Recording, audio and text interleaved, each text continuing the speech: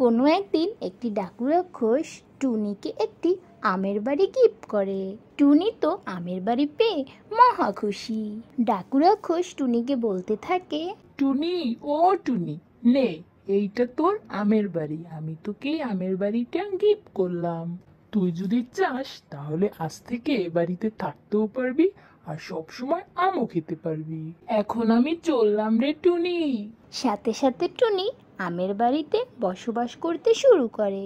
অপরদিকে একটি ঈগল এসব কথা সব শুনে ফেলে।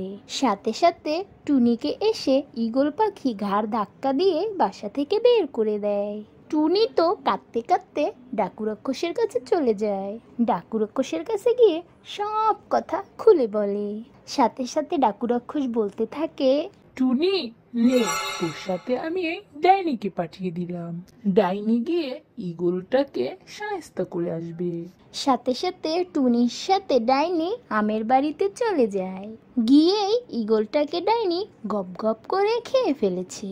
খাবার পরে ডাইনি টুনিকে বলতে থাকে, টুনি, ও টুনি, নেও, তোমার আমের বাড়িটা তুমি আবারও ফিরে পেলে। আজকে থেকে তুমি সুখে শান্তিতে বসবাস করবে।